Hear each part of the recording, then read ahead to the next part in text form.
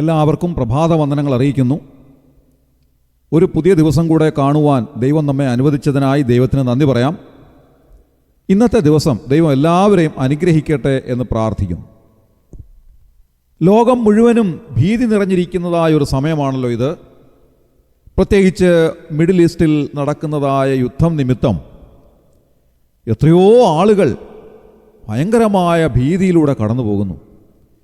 ഏത് സമയത്താണ് മരണം പിടികൂടുന്നത് എന്ന് നിശ്ചയമില്ലാത്ത നിലയിൽ അപ്രതീക്ഷിതമായി ഒരു പക്ഷേ വരാൻ സാധ്യതയുള്ള അപകടങ്ങളെയോ അനർത്ഥങ്ങളെയോ മുന്നിൽ കണ്ടുകൊണ്ട് ഭീതിയിൽ കഴിഞ്ഞുകൂടുന്ന കോടിക്കണക്കിന് ആളുകൾ മിഡിൽ ഈസ്റ്റിലുണ്ട്. അവരെയൊക്കെ ഓർത്ത് പ്രാർത്ഥിക്കാം. ദൈവം എല്ലാവരെയും സഹായിക്കട്ടെ. എത്രയും വേഗം ഈ യുദ്ധങ്ങളെല്ലാം അവസാനിക്കുവാൻ ഇടയാകട്ടെ എന്ന് പ്രാർത്ഥിക്കുന്നു. ഇന്നത്തെ ദിവസം എല്ലാവരെയും ദൈവം സഹായിക്കട്ടെ.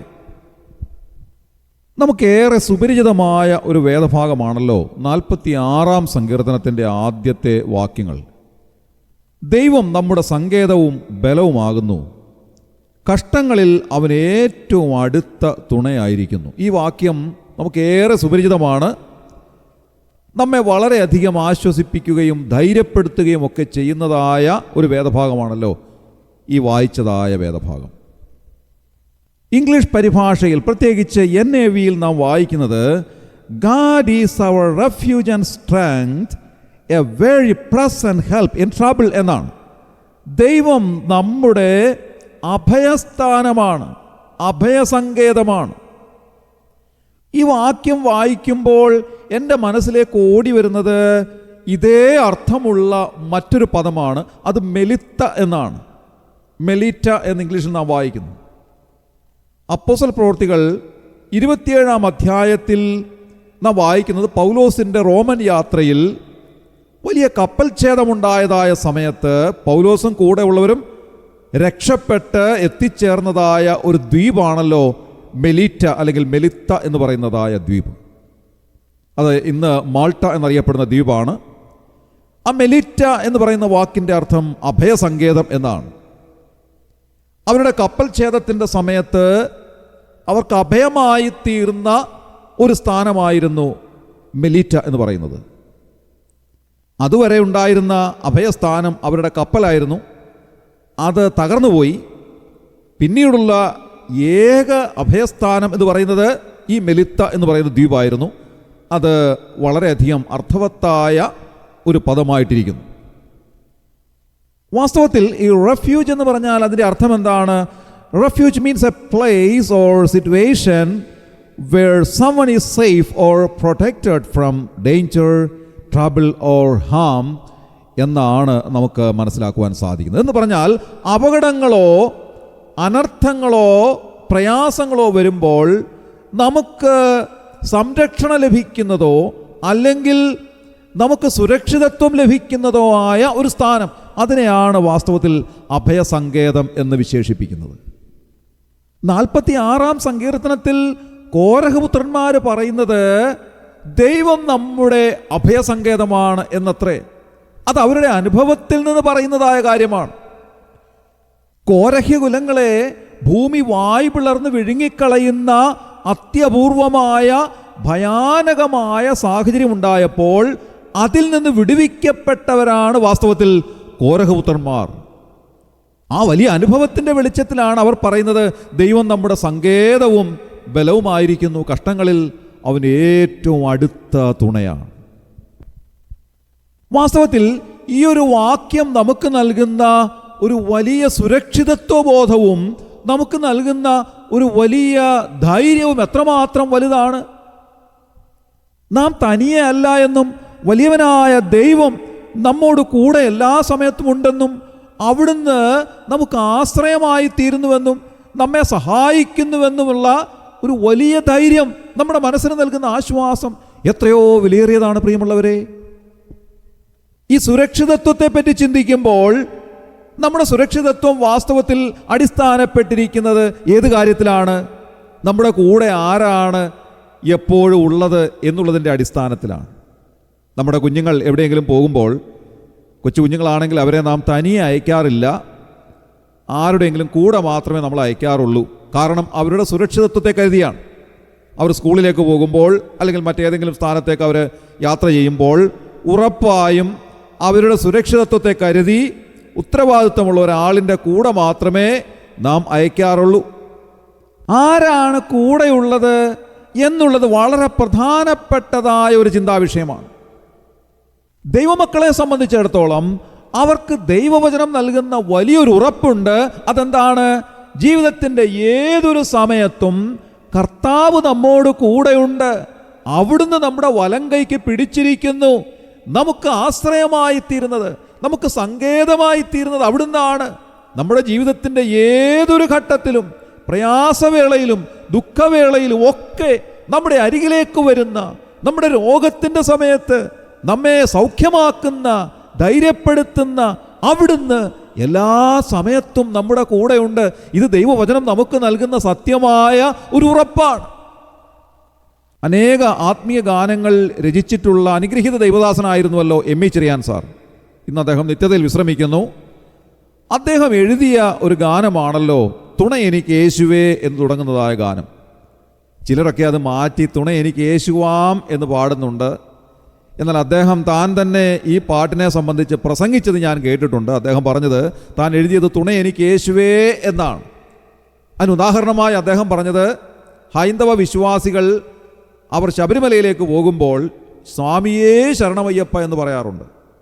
അതേ നിലയിലാണ് അദ്ദേഹം എഴുതിയത് തുണ എനിക്ക് യേശുവേ എന്നാണ് എഴുതിയത്. കർത്താവേ, അവിടുന്ന് മാത്രമാണ് എനിക്ക് ആശ്രയം, അവിടുന്നാണ് എനിക്ക് തുണയായിട്ടുള്ളത്. അതുകൊണ്ട് അദ്ദേഹം എഴുതി തുണ എനിക്ക് യേശുവേ എന്ന്. ആ പാട്ടിലെ ചില വരികൾ ഇങ്ങനെയാണ്: ആകുല വേളകളിൽ, ആപത്ത് നാളുകളിൽ ആഗതനാമരികിൽ ആശ്വസിപ്പിച്ചിടുവാൻ എന്നുള്ളതായ വരികൾ. എത്രയോ അർത്ഥവത്തായിട്ടുള്ള വരികളാണിത്. ആകുല വേളകൾ വരുമ്പോൾ, ആപത്ത് നാളുകൾ വരുമ്പോൾ നമ്മുടെ അരികിലുള്ള അഭയസങ്കേതമായിട്ടുള്ള ഒരുവൻ നമ്മോട് കൂടെ ഉണ്ട്. അവിടുന്ന് നമ്മെ ആശ്വസിപ്പിക്കുന്നവനാണ്, നമ്മെ സൗഖ്യമാക്കുന്നവനാണ്, ശക്തീകരിക്കുന്നവനാണ്. അവിടുന്ന് എല്ലാ സമയത്തും നമ്മുടെ കരങ്ങളിൽ പിടിച്ചിരിക്കുന്നു, ബലമായി പിടിച്ചിരിക്കുന്നു. അതുകൊണ്ട് നാം ഒന്നുകൊണ്ടും ഭയപ്പെടേണ്ടുന്ന ആവശ്യമില്ല.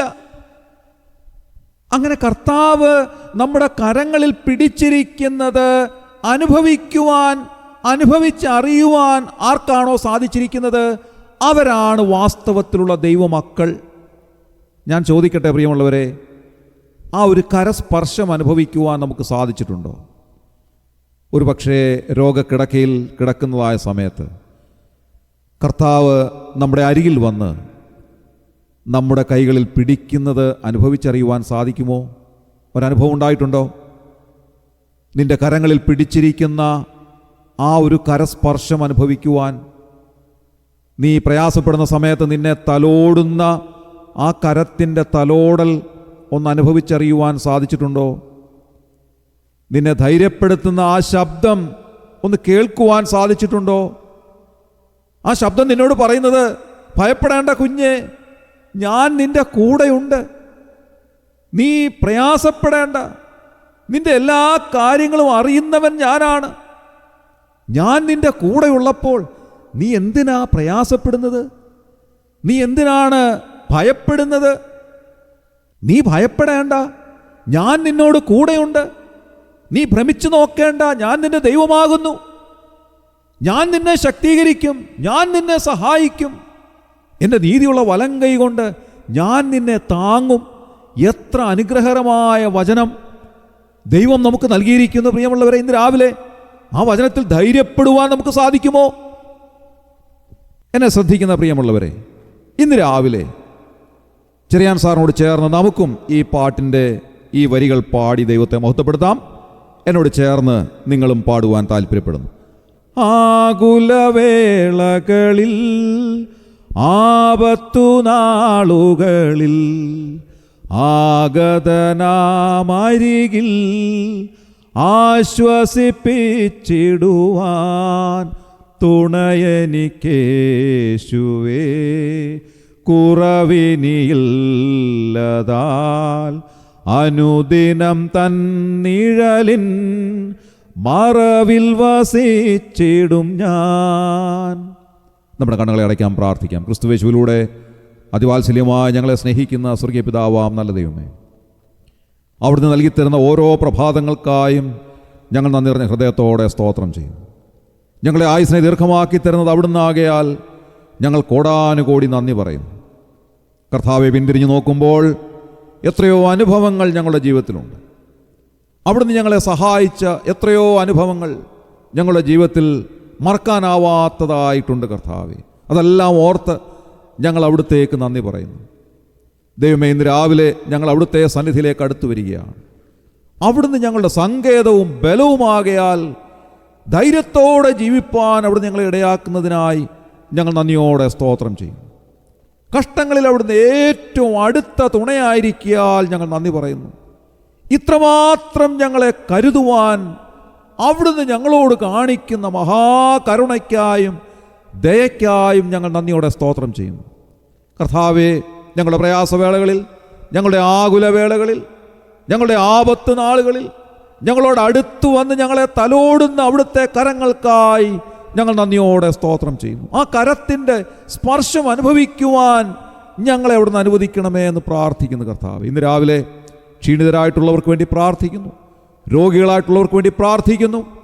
വിവിധങ്ങളായ പ്രയാസങ്ങളിലൂടെ കടന്നു പോകുന്ന എല്ലാവരെയും അവിടുത്തെ കരങ്ങളിലേക്ക് സമർപ്പിക്കുന്നു. കർത്താവേ, അവരെ അവിടുന്ന് ആശ്വസിപ്പിക്കുകയും ധൈര്യപ്പെടുത്തുകയും സൗഖ്യമാക്കുകയും ചെയ്യണമെന്ന് പ്രാർത്ഥിക്കുന്നു. അവിടുത്തെ കരം അവരെ സ്പർശിക്കുന്നതും തലോടുന്നതും അവർക്ക് അനുഭവിക്കുവാൻ അവിടുന്ന് അനുവദിക്കണമേ എന്ന് പ്രാർത്ഥിക്കുന്നു. കർത്താവേ, അതോടൊപ്പം ഇതുവരെയും അവിടുത്തെ രക്ഷയെ കണ്ടെത്തിയിട്ടില്ലാത്തവർ ഇന്ന് രാവിലെ ഈ സമയത്ത് കർത്താവായ യേശു ക്രിസ്തുവിലൂടെ അവിടുന്ന് നൽകുന്ന സൗജന്യമായ രക്ഷ വിശ്വാസത്താൽ പ്രാപിക്കുവാൻ അവരെ ഇടയാക്കണമേ എന്ന് പ്രാർത്ഥിക്കുന്നു. ഇന്നത്തെ ദിവസം ഞങ്ങളെ അനുഗ്രഹിച്ചാട്ടെ.